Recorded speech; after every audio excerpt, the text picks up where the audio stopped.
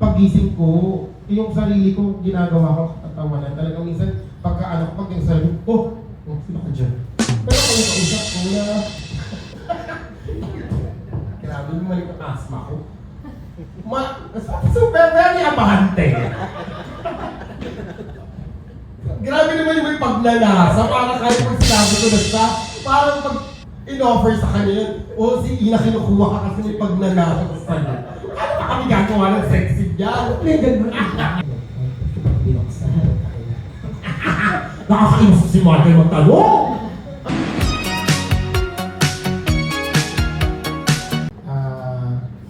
Culture, anything na magiging offensive sa totoong buhay ng isang tao, parang wag na lang, yung parang idadalhin nila. So, isip na lang ako ng ibang way or sarili ko na lang yung gawin kong katatawanan. Para sa'yo, sino yung mga parang pinaka-nakakatawang tao? Meron ka bang gano'n yung parang mga expect o paboritong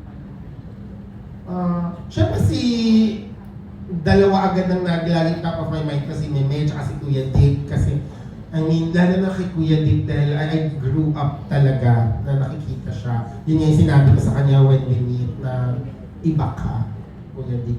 And syempre, si Meme, ang bilis-bilis niya talagang mag-isip na parang lalo na yung mga moment na magkasama kami, na-elib talaga ako. Yung grabe yung utak niya. As in, sobrang snappy and punong-puno ng ideas. And then yung mga nakakapagpatawa sa akin talaga ng iba kasi yung humor ko, sobrang dark eh. Actually yung mga nakakapagpatawa sa akin ngayon, si Stella, si Abby, yung mga lasing na nasa kalye. Mga yun sobrang raw, yun hindi talaga filtered. Which is, I think isa sa mga itatakal ko din sa The Baklang Kanal Show Live na ano ba talaga yung mga nakakatawang comedy? Kasi nanood din ako ng mga stand-up.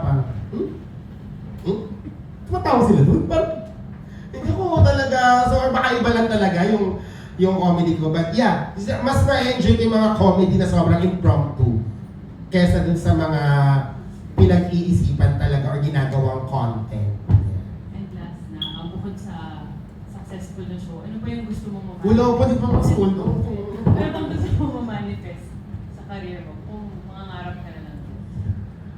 Kung mangangarap na lang ako talaga, siguro mas madami pang comedy show. Kasi parang feeling ko tinanggap ko na sa sarili kong komedyante ako. Dati kasi parang in denial pa ako. Parang feeling ko papunta ako sa serious actor. So siguro mas madaming show or regular, makapag-put up ng own business, like sana restaurant or a bar, yun yung mga pangarap ko minsan eh. Or pogo, charot. So, ayun, and yun nga, sabi ko kanina, pelikula or sariling show. Salamat. Thank you din po. Parang straight guys portraying yung mga gays. Pero kapag usapan mo parang gay rights na hindi sila nakakausap. Pag nagsasalita, so parang touch nila. Oo, wag na silang ayaw queer dating. Kasi I think ang unang dapat maintindihan ng mga tao is ano ba yung queer dating. Hindi kasi porket may lalaki gumanap na bakla or straight na nag-content ng bakla is queer baiting na. Yung queer baiting kasi, it is something na straight people, gagamitin nila yung character bilang bakla so they can get an audience or they can get the money. Pero in reality, what they do is not really about for the gays. Hindi talaga siya kwento tungkol sa dalawang bakla o dalawang tomboy. Hindi talaga siya nakaka-empower, ginagawa lang siyang pangkuha ng attention. Kasi diba, you know, the LGBT community is a big community. Diba, they have the pink money. So, parang ganun yung queer baiting. Ako ang lagi kong stand, lalo na in 2026, with straight people making bakla-baklaan content. It's such a lazy comedy. Parang ano ba, wala na ba kayo naiisip na iba? Parang yung 90s pa yan Parang, diba, we have given brains that think na to copy what other brains think. Kung napaglipasan na, gawin na tayo ng iba. Dapat nag-progress din yung humor natin. And okay lang naman yung, sige, because lalo yung mga bakla, masayahin talaga yan eh. So automatic kapag may straight nagpanggap na bakla at ginawa niyang content, automatic nakakatawa yun kasi straight ka eh. bigla mong babaliin na feminine ka, it's automatically funny. Pero, yung ginagawa mo yan that's a live reality ng ibang tao. May ibang binubugbog, pinapalayas, hindi nag-aaral, nagpapakamatay. Dahil sa ginagawa mong caricature. So why would you do it? Ano bang ginagawa mo pagkatapos nun? Do you fight for equal rights? Diba? Parang, may paki ka ba sa minority na ginagawa mong caricature? And minsan napipikon lang ako lagi sa parang, ang lagi lang nilang content pagdating kapag nagbabakla-bakla is mahilig sa tite, mahilig sa sex, na sobrang kalatawa, sobrang flamboyant, sobrang loud, ang kapal mag-makeup, na ano ba? Ganun lang ba kami? Diba? Like, parang, pwede ka naman gumawa ng ganyan na empowering, pero funny pa din. Diba? But, yan, nakakapikon. Sa ako personally na napipikon ako, lalo na makikita mo, wala naman talaga sila mga advocacy, wala namang pake sa totoong buhay. Gusto lang nilang kumita, di ba? Kung gusto nyo kumita, hindi maglalaki-lalakihan kayo dyan, di ba? Maglibog-libogan kayo dyan. Pero yung babakla-bakla ang bobo, nakapikon siya. Nahuli yung gigil ko. Sino for president? Kainis kasi yun. Ayun ka. Ikaw naman kasi!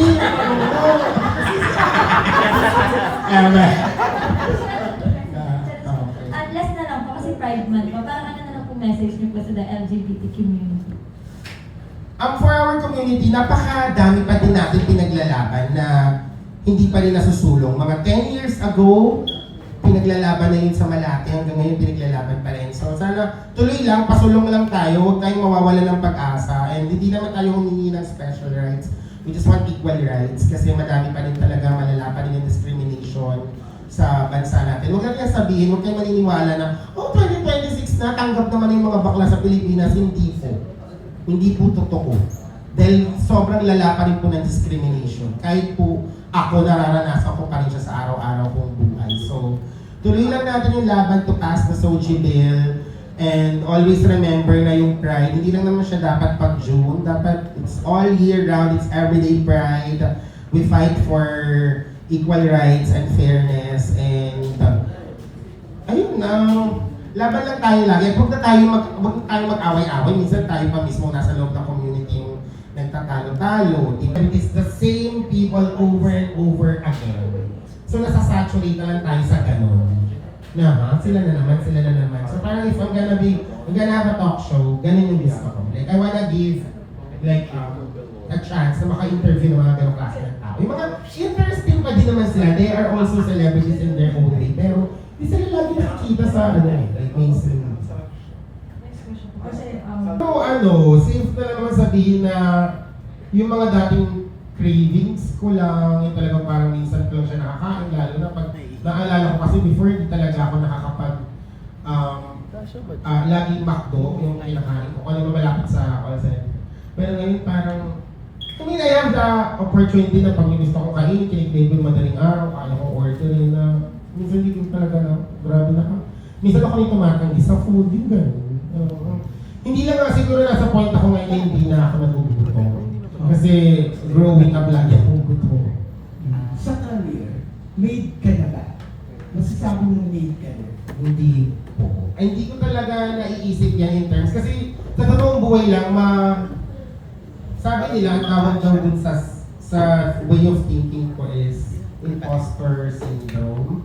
Pero kasi for the longest time, lagi talaga akong gano'n na parang ang liit ng tingin ko lagi sa sarili ko, like, someone is always better than me. Na parang bakit ako, mas magaling yun, mas maganda siya, mas laging ganun akong pakiramdam. Kaya ang baba ko lang mangarap, ako dati ang pangarap ko makalabas ng squatter, it ends there. Parang wala akong mga long-term plan. So, manager si Nene, sabi ko, oh my God, baka paano ko wala na mag-manage sa akin, baka. Feeling ko nun para akong bata na ala.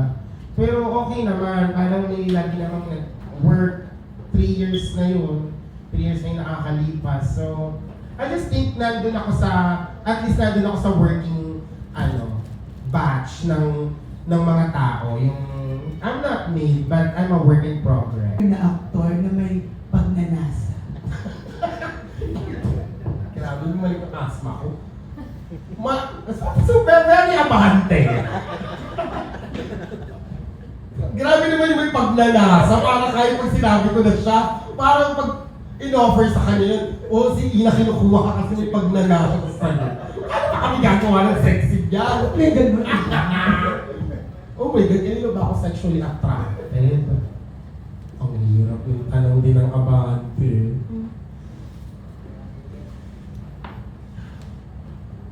Parang kasi kung gagawa ako ng film talaga, hindi ayoko sa lalaking nalilibugan ako. Gusto ko sa lalaking ang galing talaga umarte. Yung madadala ko, okay bang gano'n na lang? Pwede Kasi rin. kung nalilibugan ako, nakang dami sa Viva Max, di ko na nga alam yung mga pangalan. Ang gusto ko talaga na maka-work si Jello, si Elijah Canlas. Kasi galing na galing talaga ako. He's my friend and iba talaga yung range and ang galing lang ni Jello. So parang maingay pero masaya. Hindi ko nga kayang umalis dun eh. Ang daming nag-aano sa akin na o iya magkonto ka na, magganyan ka na. Ayoko talaga. Ang saya-saya ko dun. Tsaka community din kasi. Oo, parang sanay ako nung pag nagutom ako ng madaling araw, pwede akong bumabangon na nagtitinda naman din naman. Gabi na may tapsilog pa din, yung mga may ihaw-ihaw pa din. Tsaka, ewan ko, I'm drawn to the noise. Parang masaya ako na may nakikita mga tao. And yun nga, may community, hindi ako secluded, kumbaga. Hindi ko talaga pangarap yung mga condo-condo living na i-stress ako. Feel ko nakatira ako sa mall. Kasi di ba, parang hindi ka nagkikitaan, tapos magpapark ka na lang, ang dami pang pagdadaanan. Parang ka magmumall, tapos pag may binili ka, baka ka ng later. Pasakit. Sino ba nagpakot ng mga condo sa Pilipinas? Nabibigay ko na yung mga material mo dito, ano? Wala na silang kapang. Yung mga komedyante na ayaw na nilang mag-progress yung jokes nila.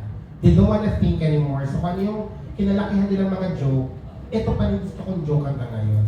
Parang recently lang may nakita akong ganyang joke sa isang after party ng isang premiere night ng pelikula. Nag-stand up sila sa harapan and then the jokes were like about iba't ibang lahi. Italiano, ganyan. Magsalita ka ng Italiano. Koreano.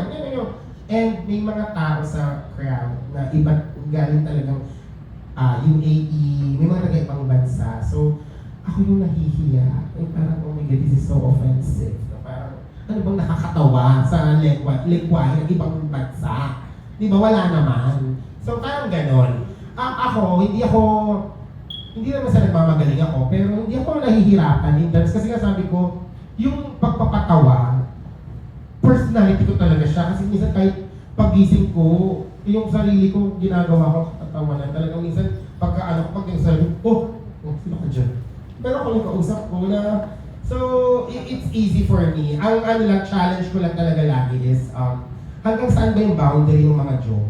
At sino yung audience ko? Parang ngayon, inaano ko lagi na gano'n ba ka-dark? Sino ba yung, nasaan ba akong area? Parang ngayon, ito yung mga kasama ko, hanggang dito yung comedy. Pero in terms nung talagang pagkakagawa niya, hindi ko kino-consider kung sino yung mga balat sibuyas hindi naman. Kasi parang lagi ko namang inaano na yung mga joke ko, hindi talaga siya border dun sa mang-o-offend talaga na dadalhin nila yun hanggang dulo. Hopefully, sana ganun yung nagagawa ko. Ang social media, Apply sa punchline nung nanood ako dati at si Mimi din yung napanood ko noon. Tapos parang, God, gusto kong maging ganito. Kasi nga, ganun na ako habang nag-aaral sa mga kaklase. Pero wala, naunahan na naman ako ng, I'm not good enough. Parang, hindi ako ganyan kagaling, gaya nila. So, hindi rin natin manifest.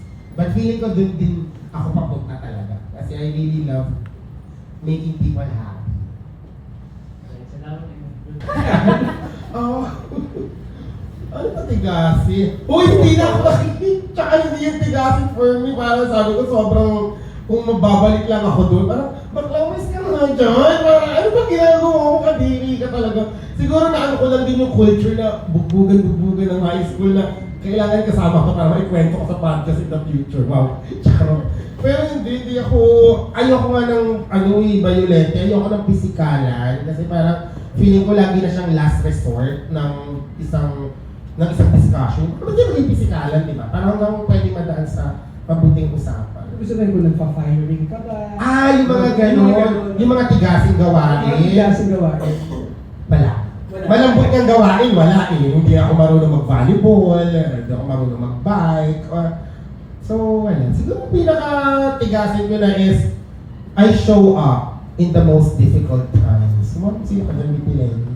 Oo, parang siguro laging what is expected of me, I deliver kahit gano'ng kahirap, kahit kunwari may sakit ako, or minsan may personal akong problema. Basta parang pag may ina-expect sa akin, I always make sure na maibigay ko siya. Minsan sabi ko, mas more than pa. Siguro isa pa sa, for me, pinaka-tigasin ko talaga is, hindi talaga ako mukhang pera. Taray naman sa akin. May nagtaray sa akin, pero hindi siya directly eh. Parang wala na siya sa set. Tapos, nagreklamo na pa siya about it. Kinausap mo ba siya? Nag-sorry ako. Nag-message ko lang mahaba. Kasi, hindi ko siya. Quote mo ba or Binoksan. Nakakainis si Michael magtanong! No, ang context kasi nito is nagjo-joke ako about something sa set na nagawa niya, which is naging meme. So, meron siya nagawa na naging meme, tapos ginagawa kong joke sa set. And at first, it was okay. Pero parang eventually, nung inuulit-ulit ko, napipikon na pala siya. Hanggang sa sumabog na siya, umuwi siya. Bigyan tinapos yung taping. So ako yung napagalitan ng malala, kasalanan ko kasi. Parang kilala na. Parang so, Pero alam ko sila naman kayo ngayon. okay. Okay kami. Sabi okay na. Okay kami kasi parang feeling ko, lang din yun eh. Height of the moment na, kasi mabait din naman siya and fan niya ako. And sabi ko talaga, wala akong any ill intention na i-offend siya. Kasi sinasakyan niya pa ako eh. Nagulat lang ka ako bigla, totoo ba galit siya? Nag-joke pa kami kanina, parang gano'n lang. So parang, yung ginawa mo, ina. So syempre may dalawang side, pero okay na yun. Ako na lang yung mali sa kwento. Ano ba kayo dalawa? Ha? Clue? Yun, naging meme clue na yun. Anong project ba siya? Magkano ba? Dali ba ako may natarayan ka na? Natarayan?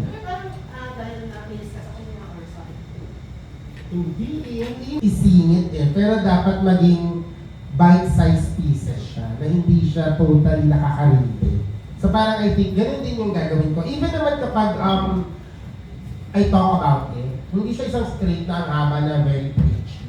Lagi akong bumabali. Lagi may mga joke or minsan may personal experience or kung saan ba tayo mag-share ng common na nangyayari sa atin. Tsaka natin siya ipapasok. Kasi hindi naman kita yung flow na oo nga no, diba? So same din with the comedy show, ipapasok-pasok ko lang siya. Hindi siya yung parang may isang buong segment na puro political. Parang magugulat na lang kayo na gago tong si Ina nila nito. Or gago tong binanggit nila.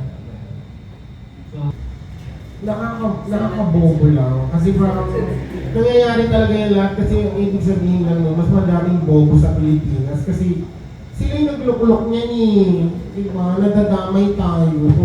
Parang nalulungkot ako sa estado ng bansa natin na dahil sa sobrang dami ng mahirap, ang bilis-bilis nilang maupo. And dahil mahirap sila, kapos din sila sa edukasyon. So parang biktima din sila ng isang malaking sistema, kaya hindi rin natin sila kalaban sa totoong buhay. Kasi hindi rin nila alam eh, ang masama pa yung iba, binabayaran. Siyempre, mahirap sila eh. Kung yung mayaman nga tumatanggap ng online sugal, labi na naman ako.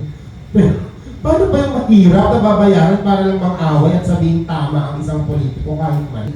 Ang problema kasi din sa mga ayoko makausap talaga, ayaw na sagutin. Bakit?